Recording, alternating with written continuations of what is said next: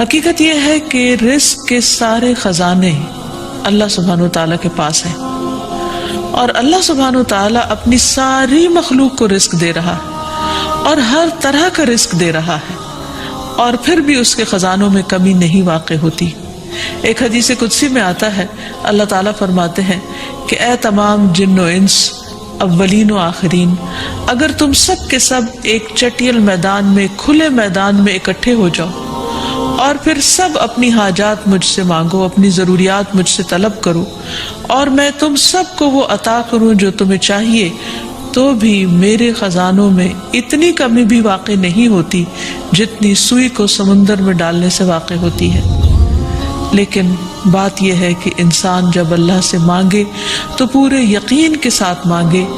امید رکھ کے مانگے، اور کسی بھی قسم کی مایوسی کا شکار نہ ہو، کیونکہ دعا ان تمام چیزوں میں فائدہ دیتی ہے جو نازل ہو چکی ہیں، اور ان میں بھی فائدہ دیتی ہے جو نازل نہیں ہوئی، یعنی وہ تمام مشکلات جو انسان پہ پڑ چکی ہیں یا آئندہ آنے والی ہیں،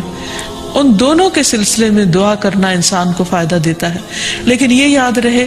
کہ دعا کی قبولیت کے لیے انسان اپنی طرف سے بھرپور کوشش کرے،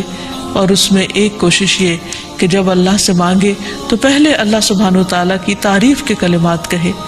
تسبیحات پڑھے، اور پھر اس کے ساتھ ساتھ درود شریف پڑھے۔ جہاں تک رزق کا تعلق ہے تو اس سلسلے میں یہ یاد رہے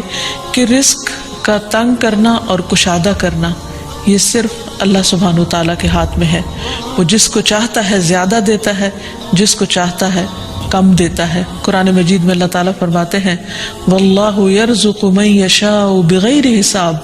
اللہ جس کو چاہتا ہے بے حساب رزق عطا کرتا ہے، اور پھر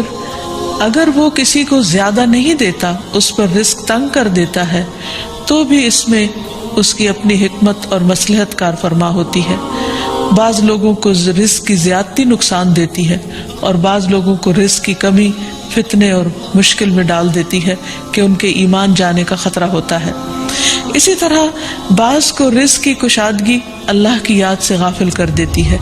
یعنی انسان مختلف مزاج کے ہوتے ہیں، تو اللہ تعالیٰ چونکہ بندوں پر مہربان ہے، وہ جانتا ہے کہ کس بندے کے ساتھ اسے کیسا معاملہ کرنا ہے، کسے زیادہ دینا ہے اور کسے کم دینا ہے۔ اس لیے ہمارے معاملے میں اللہ تعالیٰ کا جو بھی فیصلہ ہو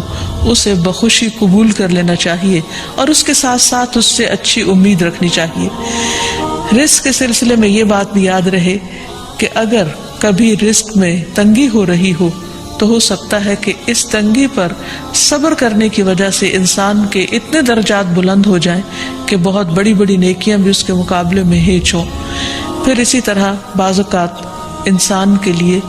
ناشکری رزق کی تنگی کا ذریعہ بن جاتی ہے، تو اس سے بھی انسان کو پرہیز کرنا چاہیے۔ خواہ انسان کے پاس تھوڑا ہی ہو تو بھی اس پر اللہ تعالیٰ کا شکر ادا کرنا چاہیے، کیونکہ اللہ تعالیٰ کا وعدہ ہے لَإِن شَكَرْتُمْ لَأَزِيدَنَّكُمْ، اگر تم شکر ادا کرو گے تو میں تمہیں اور زیادہ عطا کروں گا۔ کیونکہ ہر انسان جس کے پاس جتنا بھی ہے وہ عموماً کمی کا رونا روتا رہتا ہے۔ اسی لیے ہمیں یہ سکھایا گیا ہے کہ رزق کے معاملے میں ہم یعنی دنیاوی معاملات میں اپنے سے نیچے والوں کو دیکھیں کہ ان کے پاس کیا ہے، تو انسان کے پاس جو کچھ بھی ہو انسان اس پر راضی ہو سکتا ہے، مطمئن ہو سکتا ہے، خوش ہو سکتا ہے، اور اللہ تعالیٰ کا شکر گزار ہو سکتا ہے۔ اور یہ ہمیشہ یاد رکھے کہ اصل میں الرزاق تو اللہ تعالیٰ ہی ہے۔ اس لیے جب بھی رزق کے معاملے میں کسی بھی قسم کی کوئی مشکل ہو، اونچ نیچ ہو، تو فوراً اللہ تعالیٰ کی طرف انسان رجوع کرے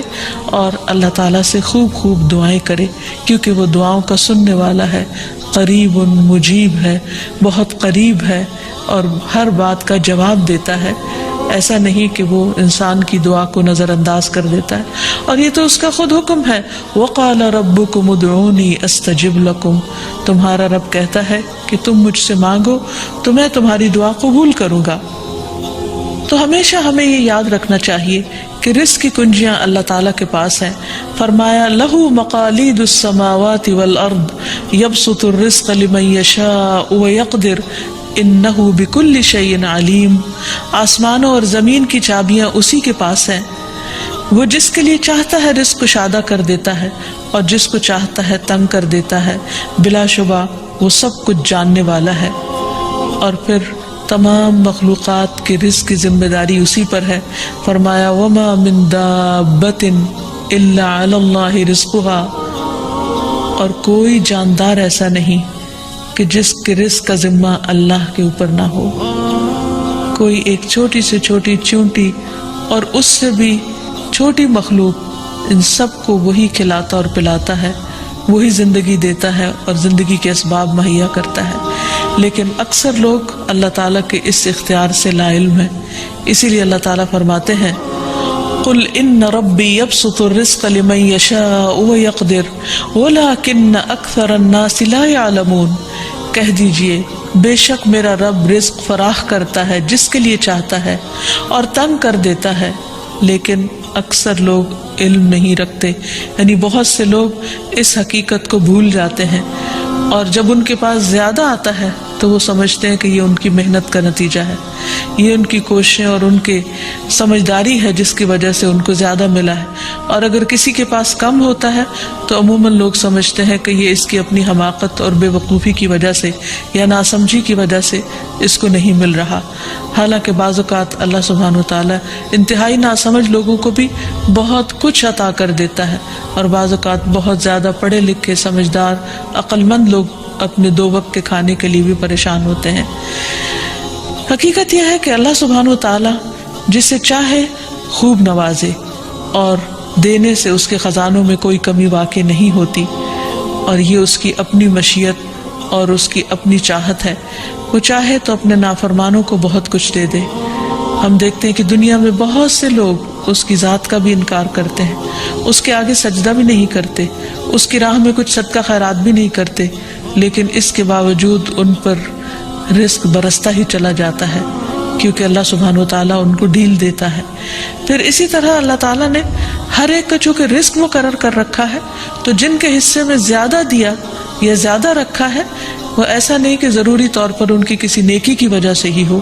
وہ اللہ تعالیٰ کی تقسیم کی بنا پر ہے۔ اللہ تعالیٰ کا اپنا فیصلہ ہے جو اس کے حکمت پر مبنی ہے، جسے انسان نہیں جانتے، کیونکہ اللہ تعالیٰ نے ہر انسان کا رزق مقرر کر رکھا ہے، اور جو انسان کے مقدر میں ہوتا ہے وہ اس کو مل کر رہتا ہے۔ اسی لیے جابر بن عبداللہ کہتے ہیں کہ اللہ کے رسول صلی اللہ علیہ وسلم نے فرمایا، اگر ابن آدم اپنے رزق سے اسی طرح بھاگے جس طرح موت سے بھاگتا ہے، تو بھی رزق اسے اسی طرح پالے گا جس طرح اسے موت پا لیتی ہے، یعنی اس کا رزق اس تک پہنچ کر رہے گا۔